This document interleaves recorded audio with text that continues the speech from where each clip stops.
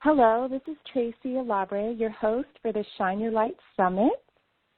We are talking about steps and strategies that you can use to clear your blocks, awaken to your purpose, and manifest the life of your dreams.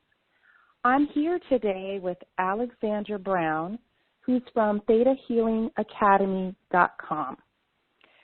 Alexandra, just to tell you a little bit about her, is a Theta Healing Master and teacher. She teaches the Theta Healing system. Just to tell you a little bit about Alexandra, she's also a spiritual guide, master energy healer, transformation expert. She's passionate about seeing her clients and students flourish. She's an expert at helping others with their, with their dreams, no matter what the challenges are.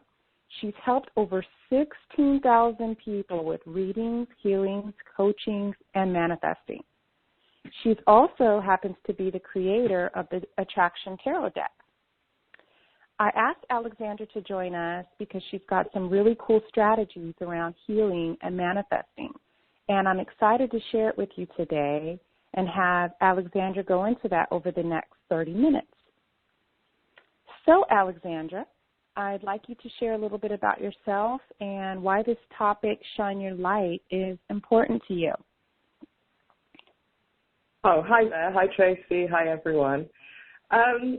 Yeah, well, why this subject's important to me is that my whole life has been geared toward empowering people, okay? And by that, I mean to let them know how much choice they have in creating their world, in creating their lives. And most people's lives are run on what they believe in, yeah? So that's a key factor in manifesting. So what we hold in our subconscious, what we believe in, is basically what we manifest on the outside world or in our physical reality. Absolutely, absolutely. So I guess in terms of relationships, if you've had an experience of a relationship, let's say, gone wrong, yeah, and you have beliefs around that, and I work with a lot of people about this on relationships. I do that with readings and healings and, Theta healing courses, stuff like that. And it seems to be that they will run into a relationship and carry their beliefs. So, for example, here's a classic one. So one of the clients, who's going to remain nameless, obviously, that I have, is utterly convinced that her partner doesn't want her. So every time she comes across difficulties or challenges in the relationship, she'll come from the belief that she's not wanted, right? So she'll see rejection everywhere. And the person she's involved with will constantly reassure her, and yet none of it seems to sink in, yeah? So I'm always saying to her, we have to deal with your beliefs. And she's like, yes, but I know that he's just not that into me. And I'm like, no, you don't know that. You have provided that. So you can be with your... She's not getting it. She's not getting it. Because she's running on such a strong belief that's been reinforced over her life of rejection. So when we come in terms of soulmates, you could be with the most fantastic, perfect partner for you in the world, but if you're going to run on your beliefs that, for example, like this one, that you're going to get rejected, and she's tried to push this partner to reject her, and he won't do it. Bless him. He's got like the stamina of a saint, right? And she will really push him. But meanwhile, there she is in a relationship, not enjoying any of it. Yeah, because she's running in fear. So my sense of relationships is what they do is they bring up your stuff. They bring up your back. If you want to be healed, get into a relationship. If you want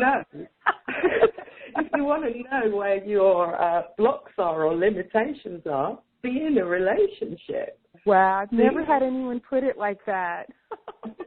But they are just like the most magnificent magnifiers, yeah, of all your shadow self, right? All the stuff that you don't want to acknowledge that you've got, yeah? Your imperfections, if you will. What's amazing about relationships is that when you're with someone who loves you, they love you because of your imperfections, not despite them. Mhm. So, yeah, I find it a fascinating subject. I mean, you know, there's this old expression in England, I'm sure you have it in America, money makes the world go round. It's not true. Love makes the world go round. I like that. That's true. I've never had anyone put it that way. You want to heal, get in a relationship. Yeah, you want to see how enlightened you are? There's two ways to do it. Get in a relationship or hang out with your family. Oh, gosh, yes. That is so true. That is so true. It is. It is. But I think that I have a lot of experience in that area too. A lot of life experience that I could share with the world, because it is, and you're right, I am a firm believer in what you just said. It's very true. All your stuff gets reflected back to you when you're in your relationships. You really get to see who you are. And it's funny because I often see people think it's it's the men. Oh, the women, they're always telling me it's the men. I just keep meeting these kind of men. I don't know why. And I'll tell them why, but they don't get it either. They're just like, oh, well, no, it's, every time I meet them, this is just what I meet. Well, I don't really believe it has anything to do with my stuff because I didn't do anything. I didn't do anything wrong. Well, this is just how they are. That's a whole subject of itself, depending on what type of man they're going for. I mean, some women, go for the bad boy, yeah, yes. or the guy who's got an edge, or if they're in a same-sex relationship, then they'll go with a woman who's got that kind of side. But that person they're relating to is not just that. What's happening is they're bringing that out by observing that person as that. That's all they can see. And the observation of somebody, and this is really kind of key, changes them. Right? Wow. So, for example... So can I ask you a question? Yeah. No, you go ahead first. I'm sorry. And then I'll ask you. Okay, well, they did studies on this. When I was studying psychotherapy years back, there was a study that Carl Rogers did on who got better, right? So which clients made improvements in their life and healed. And they studied all kinds of different therapeutic approaches, so Gestalt, Rogerian, Jungian, etc. And then what they found out at the conclusion of this study was one simple thing. It didn't matter who you went to. It didn't matter what therapeutic form they came from, whether they laid you on a couch or they did Gestalt and were more involved. It didn't matter. None of it mattered. The clients that got better were the lucky clients who found themselves with a therapist or healer who held them in unconditional positive regard. So they saw the best in them, despite the troubles the clients were going through, and they were the ones who got better. So the influence of how we view a person is huge. Their behavior will change according to how we perceive them.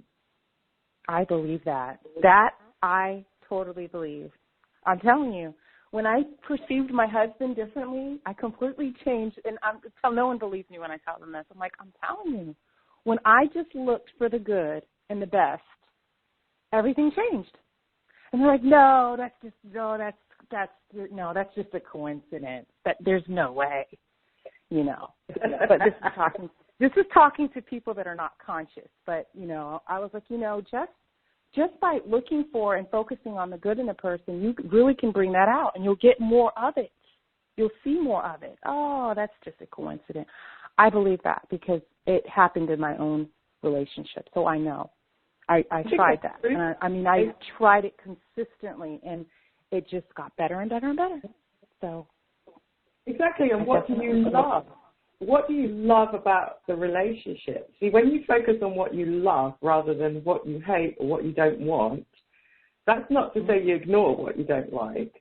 But if you focus more on what you love, and you can do this with relationships, with career, money, friendships, that's right. Health. When you focus on what you love, you get more of that because the energy of love is more powerful than anything else. So, I mean, doctors will tell you now, you know, it's in the medical profession, if you've got a positive attitude, yeah, that's going to help your health. Do you see what I mean? So it's like, yes, absolutely. If you're manifesting, think of the things you love. Not like, oh, look, I've got to make some money because the bills are coming in and I'm afraid. But focus on what you love about having that money or what you can do with it or what fun you can have with it. Focus what you love on your career, what you love about what you do. Focus in your relationships. What do you love about your partner? And if you focus on what you love about them, they pick up that, let's say, vibration. So it's an energy vibration. We're giving off like radio signals. And they fall into that and they start feeling better and better around you. And they become more of that better person that they are anyway. That's you true. See what I mean? So as I was talking to you, I always meet the same kind of person. It's not my fault. They always do this. They're just like that. It's because she believes that that's who they are, so she focuses on that side that she doesn't like, and then they have no kind of option but to portray that, right, back to her, because she's looking through a filter. It's like blindness, isn't it? You know, or tunnel vision. It's sad when I see people so unconscious like that. Well, yeah. Or there's another possibility that some people are afraid of relationships, so they get into these kind of connections that don't really become real or committed, yeah. And in that way, if they're always chasing after that person, they're never quite in the relationship. They're never getting what they need. So then they don't have to deal with the consequences of having to really look at themselves, because they're just distracted by, oh, he's like that or she's like that, and I've got to get them to change. Yeah? So then they're not really in the relationship. They're just being distracted. It's kind of like an avoidance technique. You hear it a lot. Never looked at it like that. Well, you hear it a lot in relationships where there's an imbalance, or she's not as into him as he is into her, and blah, blah, blah. And then the person's kind of trying to get more and more and more affirmation from whoever they're relating to. But they're not actually in the relationship. They're not building the relationship because they're running on fear because they haven't got enough. That's right. So to me, that's, and like you said, they're focused on the other person. They're not really focused on themselves at all and working on themselves. Yeah, exactly. Exactly. And like we said earlier, a relationship will bring up all the stuff that needs healing or needs bringing to the light or needs airing. It will just bring that up. Yeah? And then you've got people who are looking for a relationship where they're kind of looking for their mother's or father's unconditional love. Right? That's true. So they're out there and they're like, love me unconditionally, no matter what. And then these kind of people are putting so much pressure for this perfect love that, say, they never got in their childhood, and they're looking for it from their partner. And, you know, your partner doesn't want to be your mother or your father. They want to be your lover, you know. That's right. Your best friend, your soulmate.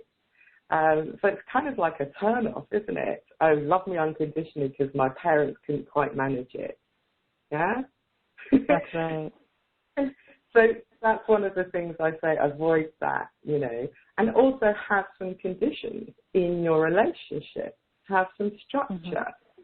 figure out what makes you happy and ask your partner if they can do that and help make you happier. And, you know, it's like when your partner knows what makes you happy and they can actually do that, yeah, then they're really kind of like, hey, this is really cool. I'm making her happy. This is great. And vice versa. So you have to communicate your wishes, what you want in a relationship right from your start. Right? Yeah. Right from the start. That's true. If you can't get that from if that person is just not that kind of person, you can't try to pull that from them. Some people can't do the things that you want, or the things that make you happy is not aligned with what makes them happy. They might not like to do that. It just might not be the way they express themselves. I've learned that too. So there is, except that I kind of look at it like a negotiation. So it's like a kind of open-ended negotiation. So when I talk about ask for what makes you happy, let's say you want to have a monogamous relationship. You should say to your partner, you know what, I'm happy in a relationship where we're monogamous with each other. How about you? And if that potential partner turns around and says, no, actually, I like to, you know, have lots of partners and I want to be free and just see how it goes. Then and that happens a lot to women. That's very common. That's very common. Right from the beginning, you can say, okay, let's see how it goes, but I'm going to date other people until I find someone who wants to be monogamous. So just letting you know your days are numbered, right? So be clear and have the courage and the confidence in what you want to stand up for it. You know, don't expect that person to change if they don't want to. That I see that is the most common theme that I see with women. They get with these men, and the male that they're dating doesn't want monogamy. He tells her in the beginning, like, you know, I'm not looking for anything serious. She hangs around and hangs around and hangs around over time. And then she gets mad. She gets mad when she finds out that he's dating somebody or seeing someone, and she gets upset and she gets all bent and out of shape. And I'm like, well, didn't you know that in the beginning? He told you that in the beginning. He was very honest and upfront with you.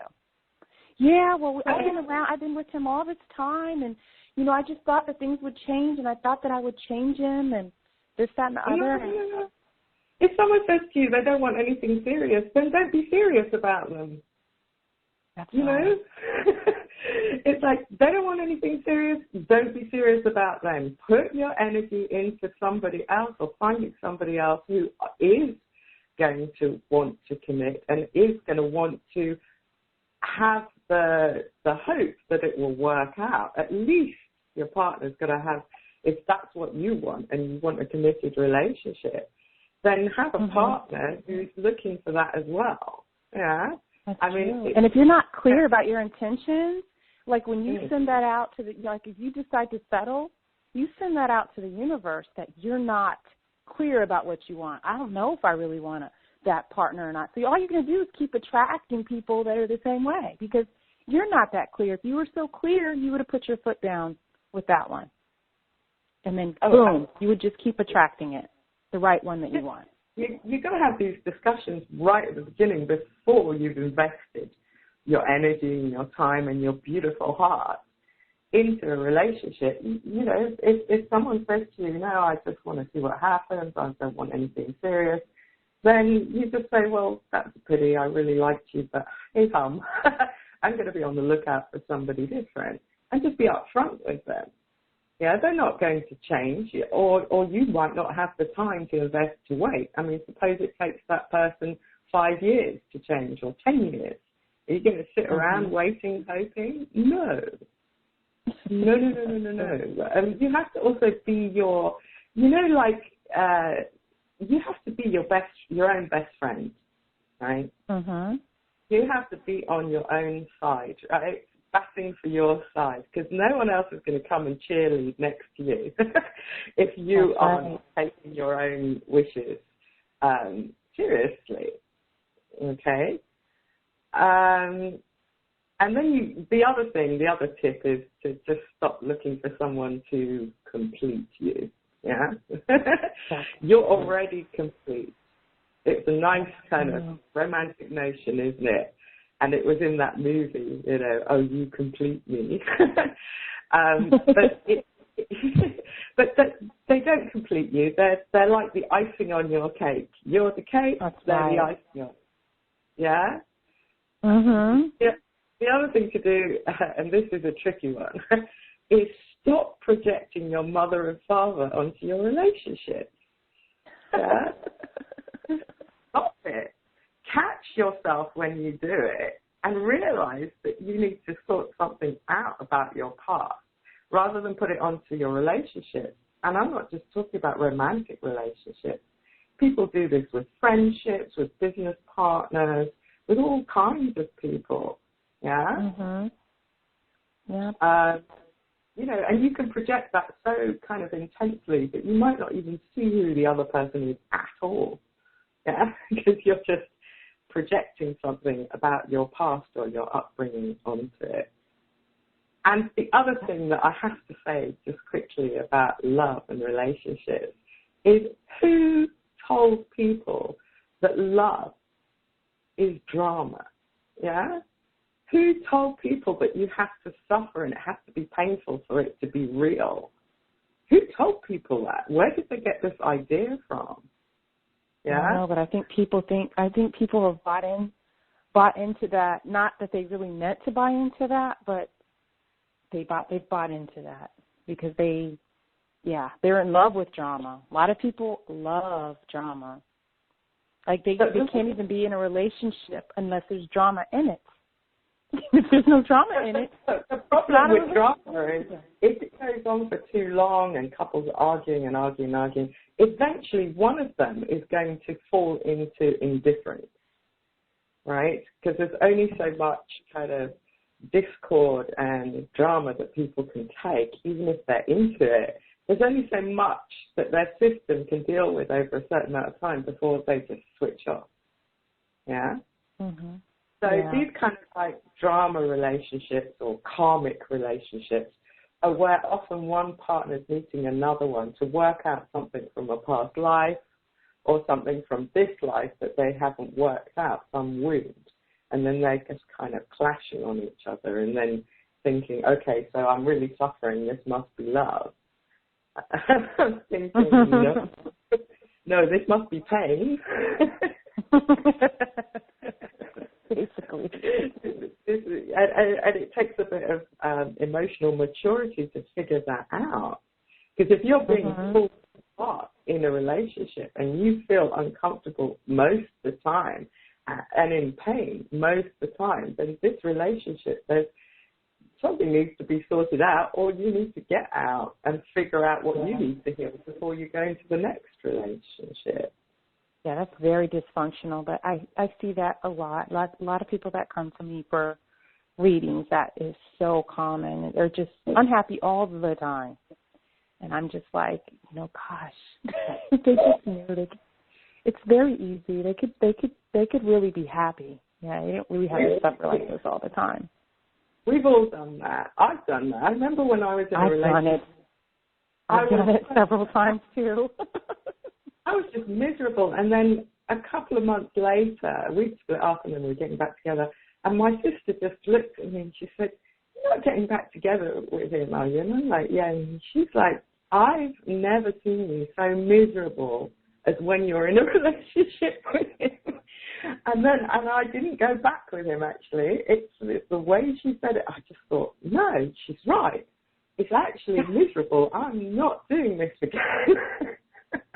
I actually had a friend of mine, she was crying. And I don't know, this light bulb came off in my head, but she was talking to me, and she was just crying. She was like, this really hurts me, and I've just never seen you so unhappy, and you're destroying yourself, and it's just, she was like, it's killing me inside. I don't know, something about the way she said that to me, I don't know, that's what it took. And then that's when I walked out. But yeah, sometimes it takes something. Somebody to say it to you. They're like little angels, aren't they? And they could be people you've known for ages, and they'll suddenly say it at the right time and be like, yeah, you're right. So, yeah, don't stay in a relationship if it's really making you miserable and you can't figure out how to make it better. Don't stay in it. You know, harsh as that sounds, it's like if your partner's not willing to change something and you're not willing to work at it, you need to get out. That's true. I agree. Could I ask you a good question now? I have a good question to ask you, because this is a common question that I get in my practice. How do you heal yourself of past issues so that you can have the best relationships? And that's any kind of romantic, you know, love, friendships, everything. How can you heal yourself of the past issues? Okay, so you need to figure out what beliefs came up from your past relationships. Because within the question is the assumption that there's stuff that's happened in your past relationships that has wounded you or made you feel less than or not as good about yourself. So first you have to figure out what the belief is. Then figure out what you've learned from that past relationship. Yeah? And then I would suggest that you use Theta healing to change the belief and remove the emotion from the past. Okay, the Theta healing technique is a technique. It's a technique to take you up and out of your own space into a kind of place of wisdom and unconditional love so that you can change your beliefs. Okay? And you also have to, the reason people don't change beliefs that easily is often because they haven't kind of accepted what they've learned. Yeah? So if, for example, you've had a relationship where you felt not good enough, this is like a really common one. Somebody has, I am good enough, no, right? What did they learn from that belief? Yeah? Did they learn to try harder and be a better person because they felt not good enough? So then you would replace the belief with, I am good enough and I know how to reach for the best in myself and still be good enough. And I know how to reach for the best in myself without having to be not good enough, kind of thing. You see what I mean? I'm trying to explain something in a concept, but actually it's a meditation technique that we teach in Theta healing.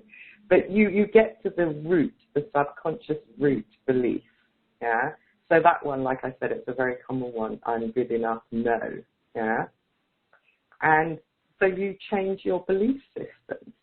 And how you do that in a Theta brainwave pattern is it's like a hypnosis kind of pattern. And so you just ask the energy of all that is to change that belief for you, the energy that runs through everyone and everything. Yeah. But it takes commitment, right?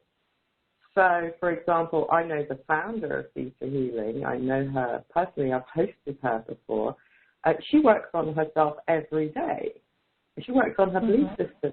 But when you look at her and you look at her life, and she's got a beautiful marriage and wonderful children and grandchildren, she has an absolutely abundant business. She's doing her divine life purpose. She's teaching others. You think, why are you working on yourself? You've got everything. But if someone like that sets a standard and works on their beliefs and works to improve themselves every day, who are we not to? And that's one of the biggest things that I've found in the healing world, is that people often come into healing because they've got a crisis or they have a repeated pattern that they keep repeating and it's painful to them. But then when it gets better, they kind of drop the techniques they've learned, and then they wonder why later on they get into trouble with some other area of their life. And it's because all our great teachers, Gandhi, you name them, Gandhi meditated every day. He prayed. Yeah? So that's the key. So yes, you can drop, your past pains and old relationship hurts. You can change your belief system. But you also, it's kind of like you want to work on yourself a little bit every day, even if that is just going into a beautiful meditation and relaxing and accessing a space of deep peace. so you can get in touch with who you truly are. Yeah? Does that make sense? It totally makes sense to me. Thanks for that. So, Alexandra, since we're talking about meditations, you have a free gift that you're offering to the audience that is a meditation. I'd like you to tell the audience a little bit about your free gift. It's located in the email. That's where you can access it, but I'd like you to tell them about your free gift. It's really, really, really cool because I've been working with people, ever since I was a teenager, really. So what it is, it's called Manifesting Love and Abundance. So it approaches both subjects. And within the meditation, we use this Theta. I really think that they go hand in hand, don't they? Love and money, they go hand in hand. Do you agree? Absolutely.